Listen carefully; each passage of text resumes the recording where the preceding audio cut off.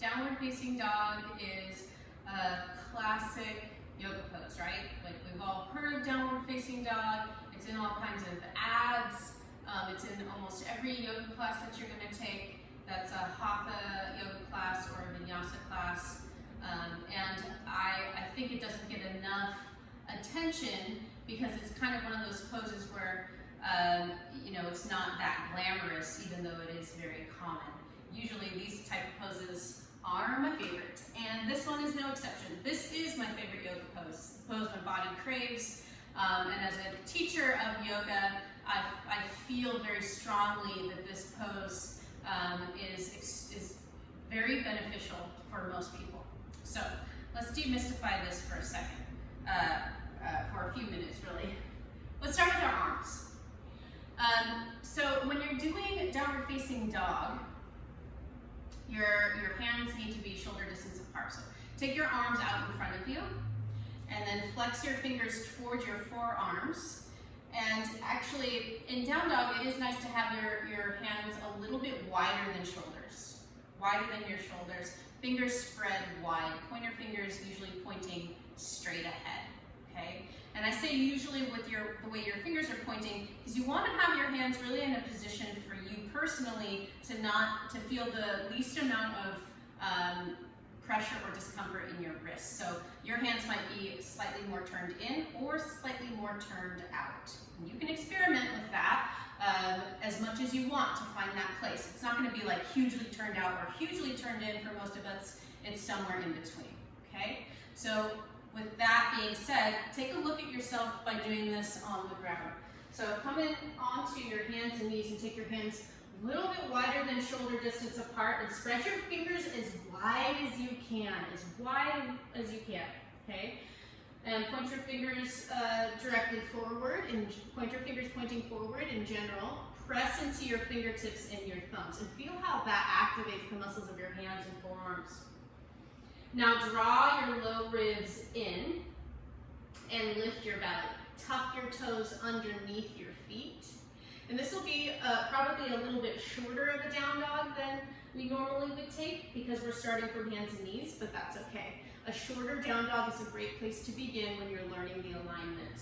So push the floor down and forward with your toes tucked under. And feel how when you push down and forward, that brings your butt back towards your heels. Practice that a few times. So press down, feel how your shoulders pull apart. Press forward, notice how that pushes your hips back. So you want those two actions of pressing down into your hands and fingertips and pressing forward so your hips go back. Now lift your knees. Now, for most of us when we're first starting or when we're learning down dog, having bent knees is going to be our best friend. That way you can get your butt lifting really high in the air and bring your head between your upper arms. So your ears are in line with your upper arms. And like I said before, this is sort of a shortened variation of down dog when you start from hands and knees. So this is a good place to start for some of us. If you have been doing down dog longer and you're able to straighten your legs with your heels on the ground, you might experiment with taking your feet further back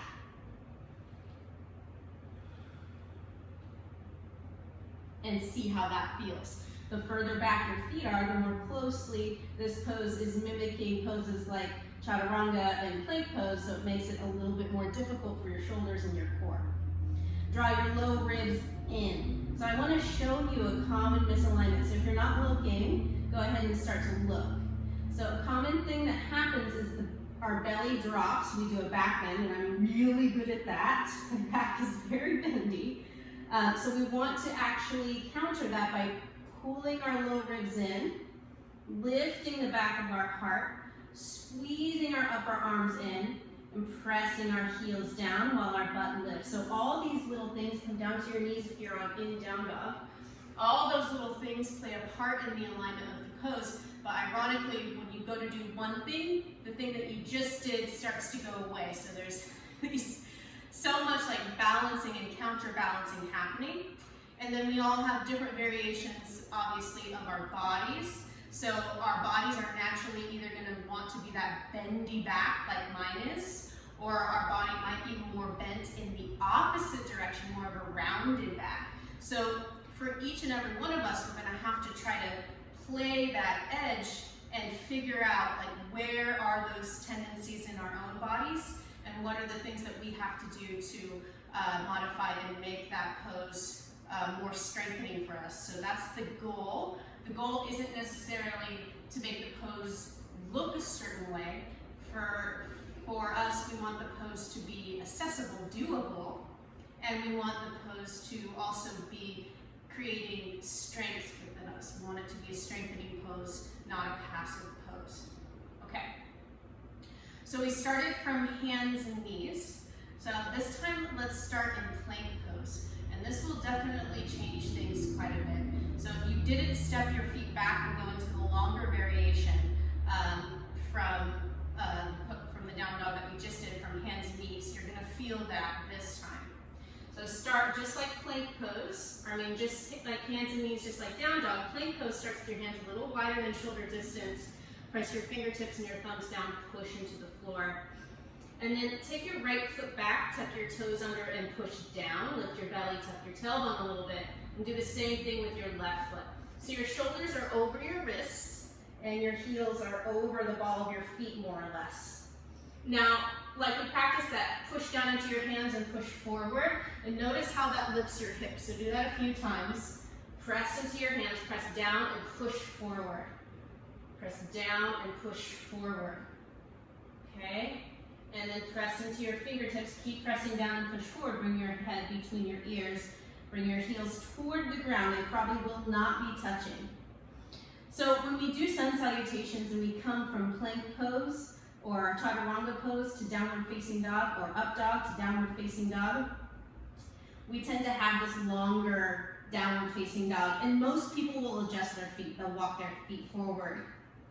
And I get the question a lot, is that okay? What am I doing wrong? Why am I not automatically set up? Well, it's because you're starting from a lengthened position and there's nothing wrong with this longer down dog. You can practice down dog this way.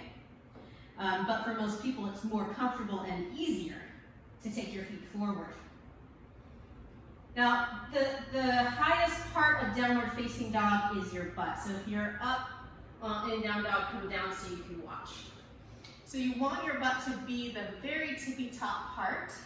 And for those of us that have more of a rounded lower back, like it rounds out, you're gonna, and you know that that's probably you if when you do down dog, your lower back feels really tight and the back of your legs feel really tight.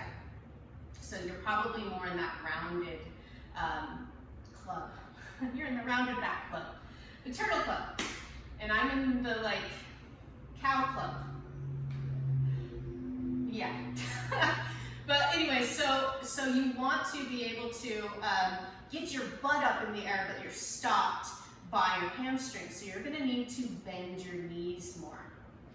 Okay? So watch. So what I'm talking about is either you're more like this in down dog, or you're more like this in down dog. So you need to find the middle ground there.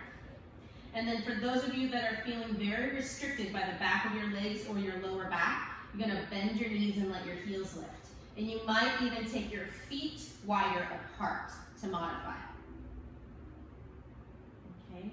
Push your hands down and forward. Squeeze your inner elbows in and bring your head between your ears. Butt is the highest part of the pose. For a lot of people, feet are just hip distance apart. Maybe knees are slightly bent for the majority of us. But your butt is lifting and you're trying to find that middle ground between letting your belly totally drop and having a rounded upper back.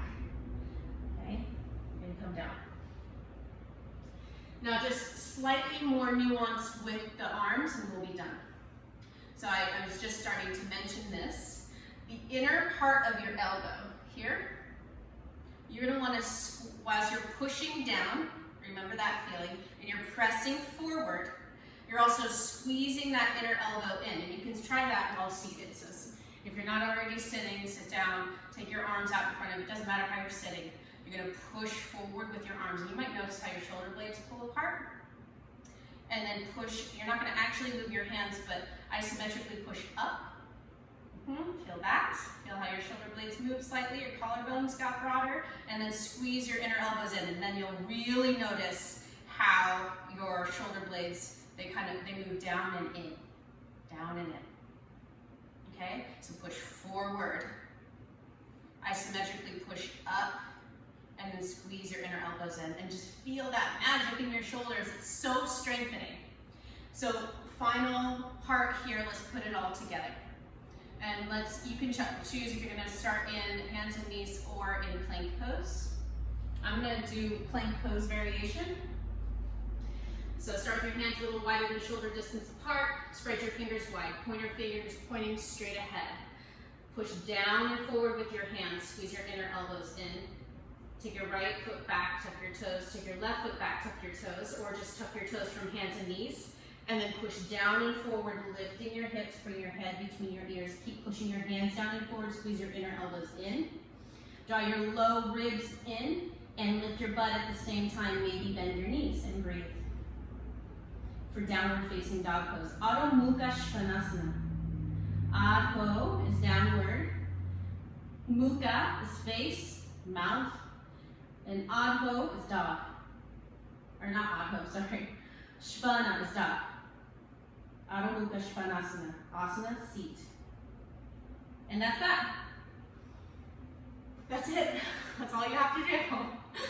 So this is just a little example of how each and every pose really has so much going on in it, and you can always be peeling back the layers to see how much more you can get out of each pose. I hope you like this little tutorial, and if there's other poses that you want just a more focused tutorial on, please let me know. I really love to geek out on this stuff and to teach you about it as well.